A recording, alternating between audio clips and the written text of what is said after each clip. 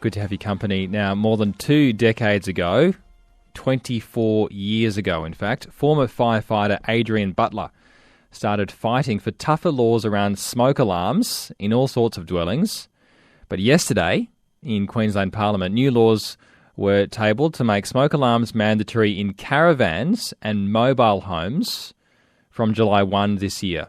Now, it follows several tragedies, including the deaths of 26-year-old Jane Strong from north of Bundaberg and 22-year-old Eli Johnson from Lowmead, who both died in a 2023 fire at Upper Brookfield.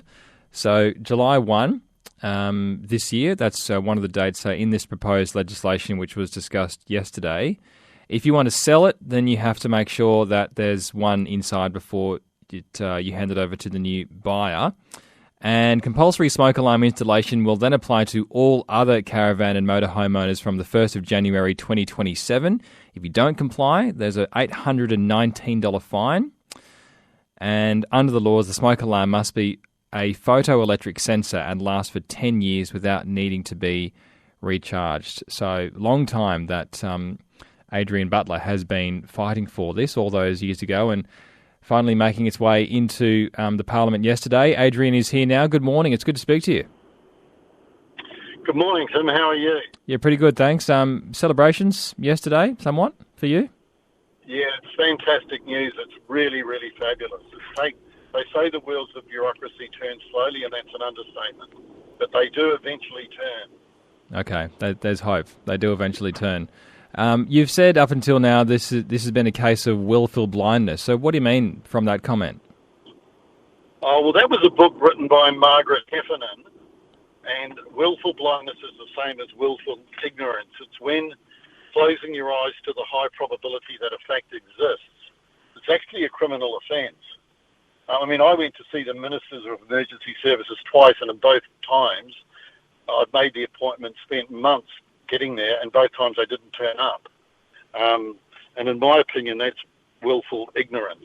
But anyway, because once they are told the truth, they have to act on it, and the truth is the ionisation type of smoke alarms that are in most homes and caravans are so dangerous that the CSIRO, when we took them to court, they spent a lot of money, got a great lawyer so they could keep the truth from the public. And Tim, when you say to people that they're dangerous, people, well, what do you mean? Mine go off every time I burn the toast. Mine are fine. They're really great. Well, we all know they go off when you cook. But what the public don't know is the most common type of fire, which has a smouldering stage. In the smouldering stage, before the fire bursts into flames, the ionisation type of smoke alarm won't detect that type of smoke. And this is why they're so lethal. Okay, just in simple terms, I know you're a former firefighter, but I want people to understand what you're talking about here. So can you simply explain photoelectric smoke alarms? That's what's mentioned in this legislation. So what is that, and can that detect for some of these fires you're talking about here, which are the ones you want to catch and get a hold of? Yes, photoelectric is a completely different technology from ionisation, and the photoelectric technology will detect fire in the early smouldering stage when ionisation will not. Okay, so these are the ones that you want in there. Now, look, we're talking 24 years. You've talked about some frustrations and the wheels of bureaucracy. They turn slowly, but they do turn. I mean, has there been pushback and opposition to this over the years? That's why it's taken so long. Adrian, do you think that we've finally gotten to this point after just over 2 decades? Well, yeah, it's called cognitive dissonance. It's like when you say to someone that the smoke alarms in their home are no good, immediately they think you know, what have you been smoking? It isn't tobacco. They think you're an idiot because these smoke alarms go off when they cook. So this has been the problem for the 24 years. However, the scientific facts that back this with the CSIRO, because their scientific test data proves that the ionisation alarm should never have been allowed to pass the Australian standard or any standard globally. We have certainly been talking a lot about more people getting out onto the road, buying caravans, buying motorhomes and doing the lap around Australia, finally doing it, especially after COVID. Do you think that's had an impetus in getting to where we are now too, Adrian? Just more people potentially in danger if they're doing these things? No, I don't, because what you're talking about is current. In 2011, which is 13 years ago, we were behind the legislation in the Northern Territory. And in the Northern Territory, in November 2011, photoelectric smoke alarms became mandatory in all caravans and even in a permanent tent, which is a tent where there's a hard floor. So why was it that they were made mandatory in 2011 in the Northern Territory, and we've taken another, what's that, 13 years?